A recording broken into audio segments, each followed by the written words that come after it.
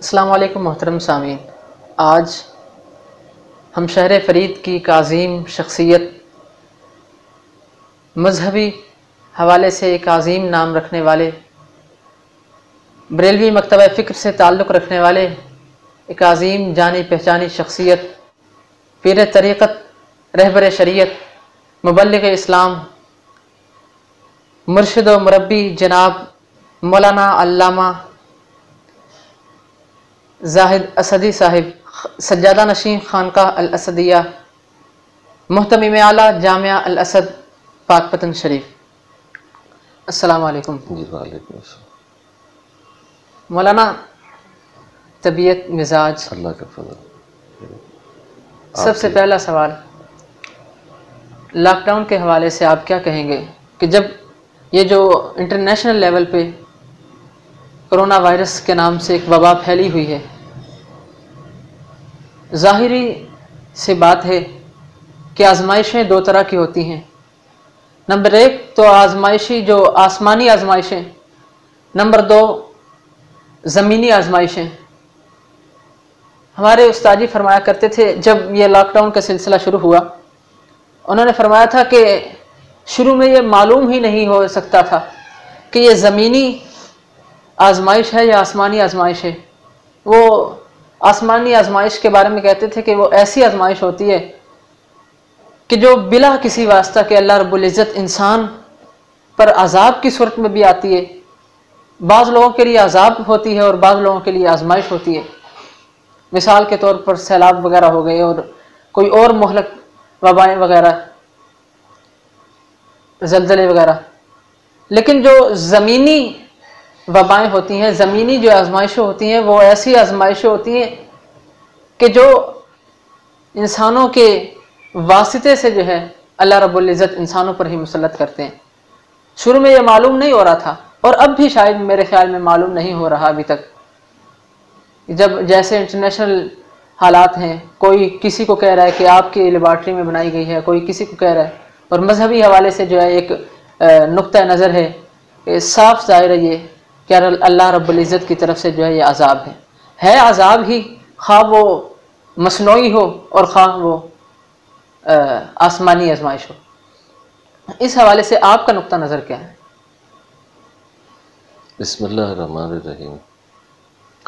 قرآن مجید میں اس موضوع پر مختلف مقامات پر اللہ تعالیٰ نے مختلف اسباب بیان کیے ہیں،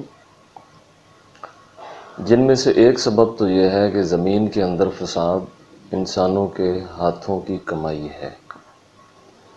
دوسری جگہ یہ ہے کہ یہ آزمائش ہے اور اس میں سے مومنین کو گزرنا ہے۔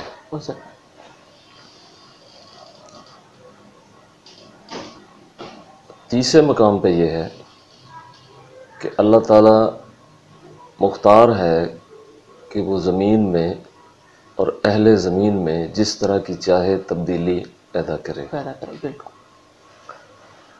اگر ہم مرویات فتن کو دیکھیں کہ جو آخری زمانہ میں احوال قیامت میں مبنی ہے، تو بات روز روشن کی طرح عیاں اور واضح ہو جاتی ہے کہ رفتہ رفتہ جیسے جیسے وقت قیامت کے قریب ہوگا، خیر کم ہوتی جائے گی اور شر بڑھتا جائے گا۔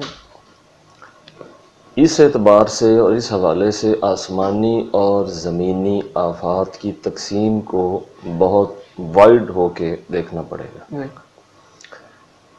کہ کبھی اللہ تعالیٰ کی طرف سے کوئی آزمائش یا فتنہ آسمانی ہی ہوتا ہے، لیکن اس کے لیے شریر لوگ اور ان کا شر وہ بیچ میں سبب بن جاتا ہے۔ اگر تو تقسیم اس اعتبار سے ہے کہ جو بغیر کسی سبب کے یا انسانی فعل کے ہو وہ آسمانی ہے، تو پھر جو سبب کے ساتھ ہے یا کسی انسانی فعل کے ساتھ ہے تو وہ بھی آسمانی ہی ہے، کیونکہ دنیا عالم اسباب۔ اگر پچھلی 2-3 صدیوں کو دیکھیں تو تاریخ سے یہ بات معلوم ہوتی ہے کہ انسان نے انسان کے خون بہانے میں کوئی بخل نہیں کیا، اور جس قدر خون اس صدی میں بہا ہے، ملینز کے حساب سے لاشیں، اور ان میں تمیز نہیں کی گئی کہ وہ جنگجو تھے یا نہیں تھے، وہ لڑاکے تھے یا نہیں تھے، وہ میدان جنگ تھا یا نہیں تھا۔ آپ دیکھتے ہیں کہ 1914 سے لے کر جنگ عظیم اول کے دور اور اس سے بھی پہلے سے لے کر اب تک یہی کشمکش جاری ہے۔ دنیا میں اس صدی کے اندر 3 بڑی طاقتیں تھیں کہ جن سے انسانیت کو یا پوری دنیا کو کنٹرول کرتے تھے۔ پہلی طاقت پیٹرول کی تھی، چنانچہ پیٹرو ڈالر کی اصطلاح ہر ایک نے سنی ہوگی۔ پیٹرول پر قبضہ جو ہے یہ عالمی سامراج کا پہلا مقصد تھا۔ دوسرے تھی نارکوٹکس یعنی منشیات، لفظ تو منشیات ہے لیکن عام طور پہ منشیات بولتے ہیں، اس کی اسمگلنگ۔ تیسرا تھا ویپنز، ہتھیاروں کی فروخت۔ اب ہتھیاروں کو بیچنے کے لیے ضروری یہ ہے کہ دنیا میں کسی نہ کسی خطے میں کسی نہ کسی بہانے سے جنگ رکھی جائے۔ عالمی سامراج جو ہے اس نے ان تینوں میں کامیابی حاصل کی، پیٹرول سے بھی اور ہتھیار سے بھی اور منشیات کی اسمگلنگ سے بھی۔ پوری دنیا کو انہوں نے اپنے کنٹرول میں رکھا۔ اب آ کر جب دنیا میں چینج آتا ہے، ویسے بھی 100 سال کے بعد جو ہے وہ جنریشن ایک جب آگے چلتی ہیں تو 2-3 نسلوں کے بعد چینج ضرور آتا ہے۔ اس چینج کے اندر جن چیزوں پہ گرپ ہوتی ہے یا جن چیزوں پر آپ ڈیپینڈ کرتے ہیں وہ سورسز چینج ہو جاتے ہیں۔ مثلا پیٹرول ایک سورس تھا، سورس آف انرجی ہے، اس کی بجائے جو ایک جو سورس آف انرجی ہے الیکٹریسٹی، یا آپ کہیں کہ سولر انرجی کا جو ایک سورس ہے، اس سے آگے جو آپ کی الیکٹریسٹی سے جو آپ چیزیں آگے چلائیں گے، مثلا گاڑیاں آ رہی ہیں جو آگے پیٹرول کی بجائے جو ہے وہ بجلی پہ چلیں گے، سورس چینج ہوتا ہے۔ اس کے ساتھ دیگر چیزوں میں بھی، اور جو ویپنز ہیں ان کا مقصد یہ تھا کہ جنگ چھیڑ کے کمزور کیا جائے ملکوں کو یا دیگر چیزیں، تو اس کے نت نئے طریقے نکل رہے تھے کس طرح سے کیا جا سکتا ہے۔ تو وہ ان میں سے ایک طریقہ یہ ہے کہ جنگ کی نوعیت بدل دی جائے۔ وہ نوعیت بدلنے کا طریقہ یہ ہوتا ہے کہ لوگوں کو مارا بھی جائے اور پھر ان کو یہ کہا جائے کہ ہم نے تو مارا نہیں، پھر ان کو بچانے کے لیے میڈیسن فروخت کی جائے۔ یہ بایولوجیکل وار ہے۔ آج کل چپ کا بھی ایک سلسلہ، اور آگے فیوچر پتہ نہیں اس کا اینڈ کہاں ہوگا، اور یہ چیزیں جو ہیں وہ نت نئے انداز سے اور نت نئے طور طریق سے دنیا میں متعارف ہوتی رہیں۔ لیکن ایک المیہ ہے کہ اگر راک فیلرز کی یہ تمام کارستانیاں اگر اپنوں کے سامنے بھی بیان کی جائیں تو ایک مخصوص طبقہ ہے وہ اسے ماننے سے بالکل انکار کر دیتا ہے۔ تاریخ میں ایسا کبھی کوئی وقت نہیں آیا کہ جب سب لوگوں نے کسی حقیقت پر اتفاق کیا ہو، لہٰذا اگر کچھ لوگ اتفاق نہیں کرتے تو اس میں گھبرانے کی ضرورت نہیں ہے۔ جو ذہین لوگ ہیں یا زرخیز ذہن لوگ ہیں وہ اس پہ پالیسی بنا سکتے ہیں کہ انہوں نے کیا کرنا ہے۔ اگر وہ اس انتظار میں رہیں گے کہ تمام لوگ اس پر اتفاق کریں گے کہ یہ پروپیگنڈا ہے یا یہ چال ہے، تو ایسا نہیں۔ میرے خیال سے ایسا کوئی وقت نہیں آیا کہ سب لوگوں نے کسی چیز پہ اتفاق۔ اگر اسلام کی تاریخ پڑھی جائے زمانہ قریب میں ہی، اتنا دور بھی نہیں ہے، 100-200 سال پہلے جب خلافت عثمانیہ ٹوٹی، اور اس میں اگر اس کی ایک ایک پوائنٹ کی اگر تاریخ پڑھی جائے تو اس میں انسان کو معلوم ہوتا ہے پتہ نہیں ایسے ایسے طریقوں سے انگریزوں نے چالیں چلی، خلافت کو ٹکڑے ٹکڑے کر کے رکھ دیا، جو اندر سے ان کے اندر سے ہی غدار پیدا ہو رہے تھے۔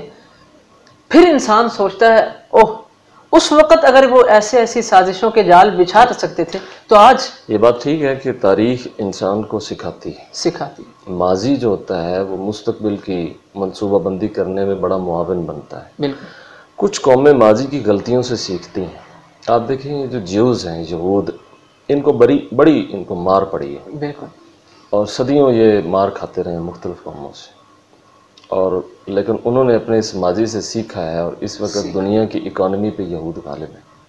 ان کی کمپنیز ہیں، جو ہمارے جیسے جو ملک ہیں، یہ جو ویسے ہی معاشی منڈیاں ہیں، تو ان کے اندر ان کی پروڈکٹ سیل ہوتی ہے، اور وہ پروڈکٹ ہم خرید کر جو روپیہ ان تک پہنچاتے ہیں اسی سے ہی ہمارے خلاف جنگ لڑی جاتی ہے۔ بالکل۔ اب ہمارے لوگوں کو یہ سمجھایا بھی جائے کہ اس پروڈکٹ سے آپ ہی کے خلاف ویپن خریدا جائے گا، وہ تسلیم کرنے کے لیے تیار نہیں ہے۔ تیار نہیں ہے، بالکل۔ کیوں؟ کیونکہ اس کی شیپ انہوں نے، اس کی شکل ایسی بنا کر پیش کی ہے کہ وہ بڑی لذیذ بھی ہے اور دلچسپ بھی ہے۔ جی بالکل۔ تو بر صغیر کا جو خطہ ہے یہ معاشی منڈی بھی ہے۔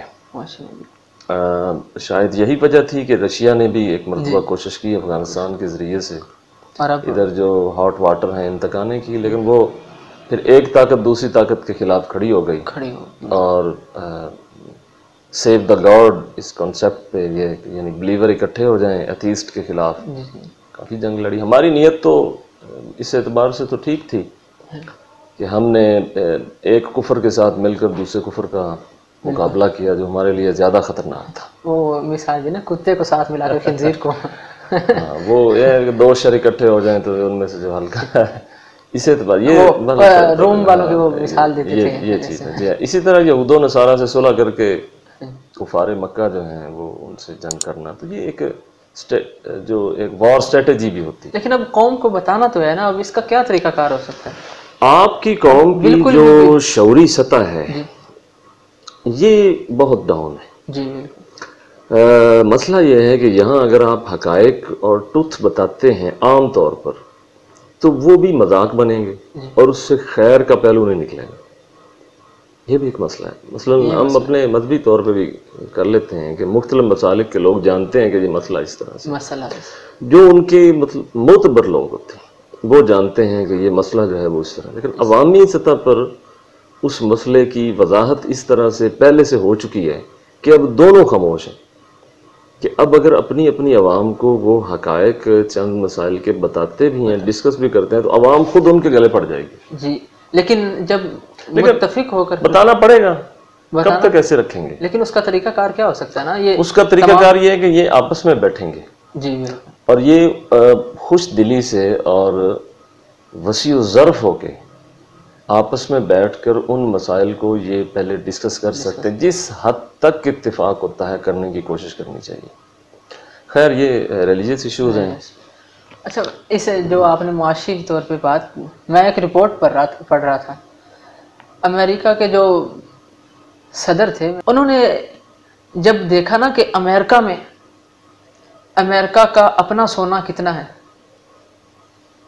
آدھی دنیا سے زیادہ کا تھا، لیکن پھر اس نے اگلی جو تحقیق کی وہ یہ تھی کہ اس سونے میں سے 1 گرام بھی امریکہ کا نہیں تھا۔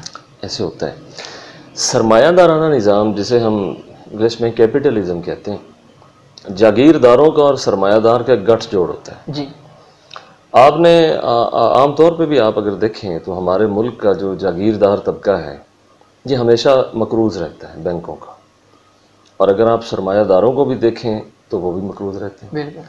آپ سیاستدانوں کو دیکھیں تو آپ کو بڑے خوشحال نظر آئیں گے، لیکن حقیقت میں یہ بینکوں کے مقروض ہوتے ہیں، اور پھر مختلف ذرائع سے وہ قرضہ معاف بھی کروا لیتے ہیں۔ یہ بات مثلا مثال کے طور پہ آپ صوبائی سطح پہ آپ بہت بڑے وزیر ہیں، تو کوئی ترقیاتی کام ہے تو وہ آپ لے لیتے ہیں، اس کا ٹھیکہ اپنی کمپنیز کو دیتے ہیں، اور بینک سے پیسے لے کر آپ وہ کام کرنا شروع کر دیتے ہیں۔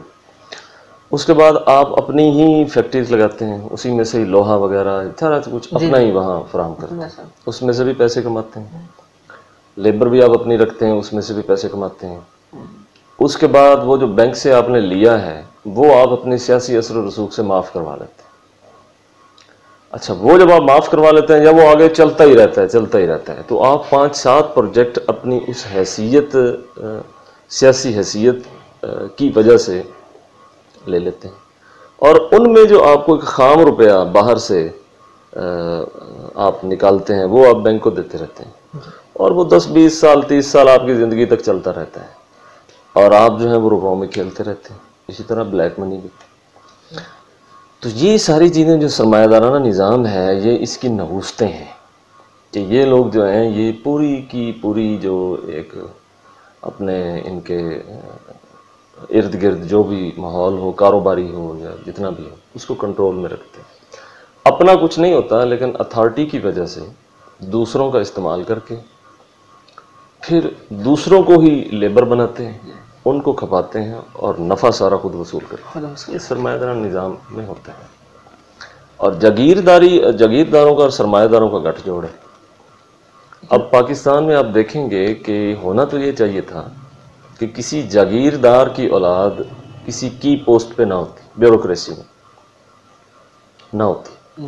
کسی سیاستدان کی اولاد جو جدی پشتی سیاستدان ہے، ان کی اولادیں اگر بیوروکریسی میں بڑے بڑے عہدوں پر ہوں گی تو عدل کیسے ہوگا؟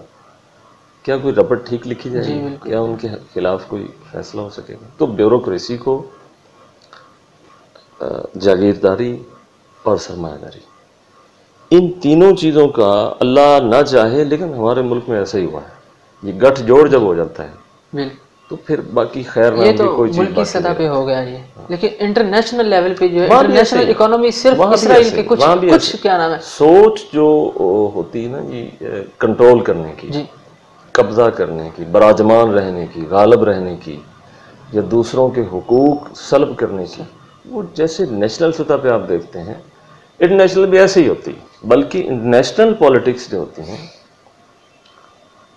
انہی کا یہ اثر ہوتا ہے. یہ جو آپ کے قومی مفادات پر جو پالیسی بنتی ہیں اس کا انٹرنیشنلی بڑا تعلق ہوتا ہے.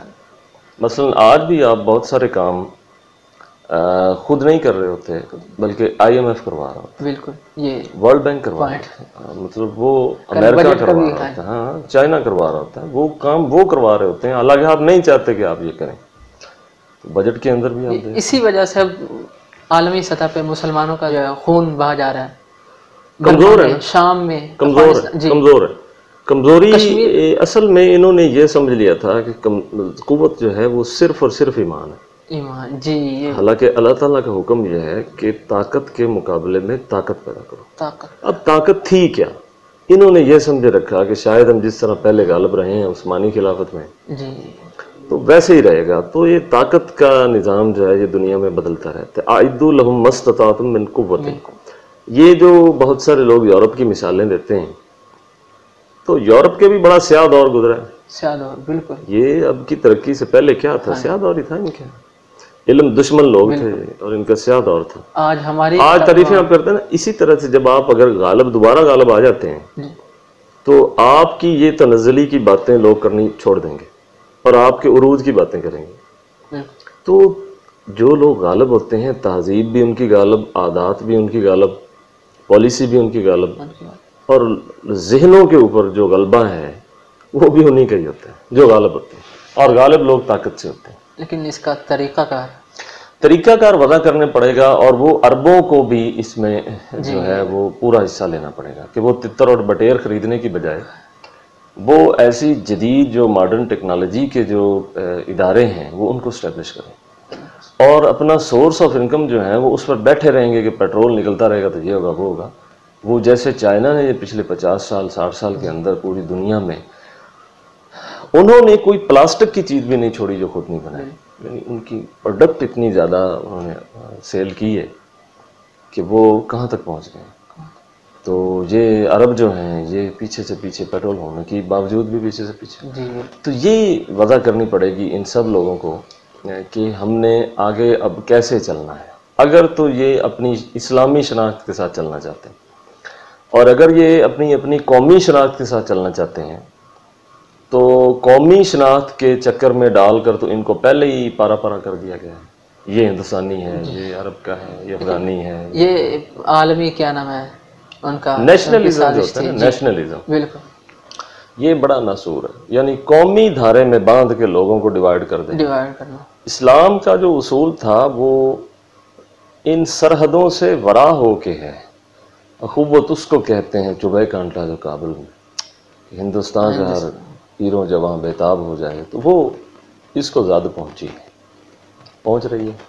چلیں اپنی قومی سطح پر بھی اگر یہ کچھ ایسی پالیسی بنائیں لیکن پھر آپس میں ایک دوسرے کے خلاف کسی پروپیگنڈے کا حصہ نہ بنے. یعنی ایران پاکستان کے خلاف نہ بنے، افغانستان پاکستان کے خلاف نہ بنے، پاکستان ان کے خلاف کسی پروپیگنڈے کا حصہ نہ بنے. عرب جو ہے وہ پاکستان کے خلاف نہ بنے گی، ان کے خلاف نہ بنے. بس اسی طرح سے یہ آپسی جو حالات ہیں ان میں محتاط رہیں اور دوسروں کی پوری کوشش ہوگی کہ ان کو آپس میں جائے۔ اچھا، ملکی سطح پہ اب اتحاد کی تو اشد ضرورت ہے۔ جو ملک میں جو ہے وہ کرپشن اور رشوت اور ظلم، یہاں میں اختلاف کروں گا۔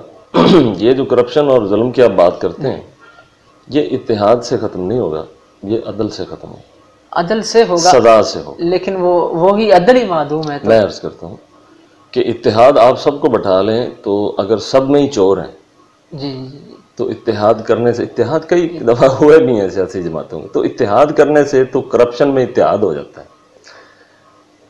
جن لوگوں کے پاس طاقت ہے وہ انصاف، عدل اور جزا سزا کو نافذ کرے، لیکن وہ سزا ہو۔ طاقت انہی کے پاس ہے نا کہ جو جب تک سزا نہیں ہوگی تب تک کوئی کرپشن نہیں چھوڑے۔ نہیں، مسئلہ یہ ہے نا، المیہ یہ ہے کہ طاقت ہے ہی انہی کے پاس جو خود چور ہیں خود۔ تو پھر کیا کیا جائے؟ پھر لوگ اس سیاسی نظام سے علل اعلان علیحدہ ہو جائیں۔ اس کے لیے اکٹھا کرنا ہوگا۔ اس کے لیے آپ اکٹھا کر سکتے ہیں کیونکہ یہ ایک سیاسی آزادی ہے۔ لیکن یہ نعرہ لگا کر اگر کوئی اکٹھا کرے گا تو اس کا انجام یہ ہوگا کہ چوں پہلے سے جو نظام چل رہا ہے وہ اس کو باغی قرار دے گا۔ اور صورت یہ ہے، یعنی صورت یہ ہے، بعض لوگوں نے کوشش کی بھی ہے کہ اس نظام سے ہٹ کے چیز پیش کی جائے، اور کچھ لوگ جو وہ کہتے ہیں کہ اس نظام کے اندر رہ کے اصلاح کی جائے۔ دو ہی صورتیں ہیں نا جی بالکل۔ یعنی اگر تو آپ اس سرمایہ دارانہ نظام کے اندر رہ کے، اس سیاسی نظام کے اندر رہ کے اصلاح کی کوشش کرتے ہیں تو کچھ لوگ کر چکے ہیں، کچھ نہیں نکلا۔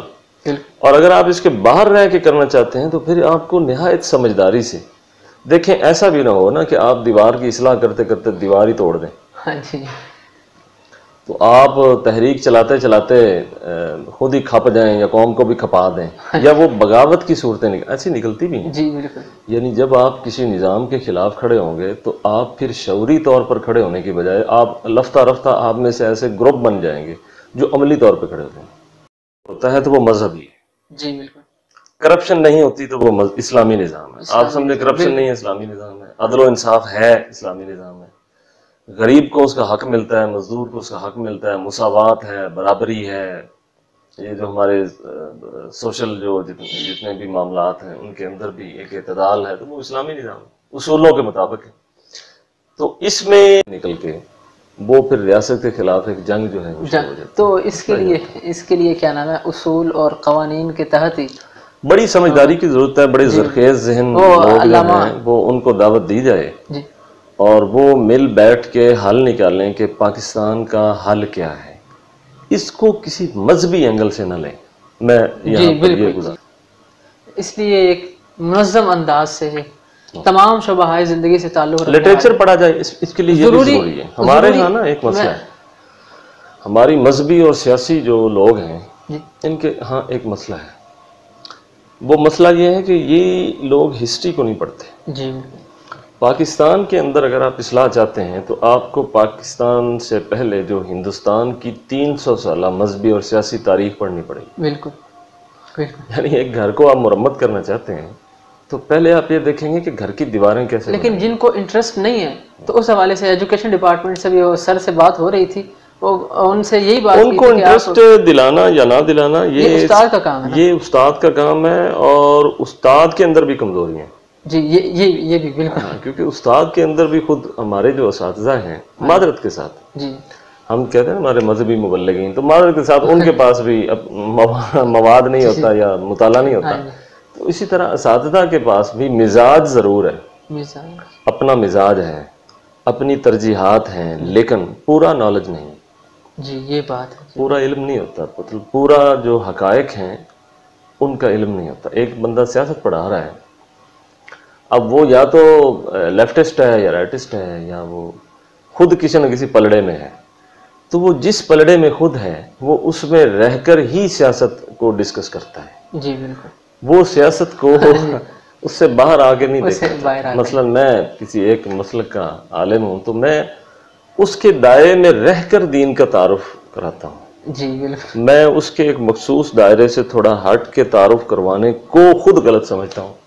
جی بالکل. ہاں یعنی کچھ چیزیں ایسی ہیں آج کل تو جو مسالک کی باتیں ہوتی ہیں یہ تو مسالک بہت نچلی سطح پہ، یعنی یہ تو ایسی چھوٹی چھوٹی باتوں پر مسالک بن گئے ہیں کہ جن چھوٹی چھوٹی باتوں کا تو دین میں اگر ان کی حیثیت دیکھی جائے تو وہ جائز یا مستحسن یا اس سے مستحب سے بھی آگے نہیں بس جاتے. یہی بات ہے نا کہ ہم ایک تھے، ایک ہیں اور ایک ہی رہیں گے انشاءاللہ العزیز. اس حوالے سے پہلے علاقائی سطح پہ اور پھر ملکی ہاں جی، سطح ہر پہ. علاقے میں روشن خیال جو لوگ ہیں یا زرخیز ذہن لوگوں کو اکٹھا کرنے کی کوشش کرنے ہوتے ہیں، ہر علاقے میں ہوتے ہیں، ہر جگہ ہوتے ہیں. ان کو اس پیج پہ لایا جائے کہ وہ پہلے تو ایکٹیو ہوں کہ کچھ کرنا ہے. لیکن یہ بڑا مسئلہ ہے، پہلے تو یہ تیار کریں نا کہ کرنا ہے. لیکن اس کے لیے بہت سے سرکمسٹانسز ایسے ہوتے ہیں، بہت سے حالات. ثابت قدمی پھر کس چیز کا نام ہے؟ ثابت قدمی تو اسی چیز کا نام ہے نا کہ لگا رہے پھر چلتے رہو. اور وہ علامہ نے ایک موقع پہ کہا تھا مانند صبا خیز و وزیدن دیگر آموز دامان گل و لالا کشیدن دیگر آموز. اگر آپ اس کو شاعر مشرق کو پڑھیں گے تو وہ پھر انقلاب بھی آ جائے گا. ٹھیک ہے، ہمارے لیے دعا ضرور کیجیے گا اس کام کے لیے. اللہ جو قبول فرمائے. یہ مشکل ضرور ہے، اکثر آپ کہہ رہے تھے لیکن میں نے یہی کہا ناممکن نہیں. ناممکن نہیں. ٹھیک ہے، بہت بہت مہربانی. السلام علیکم.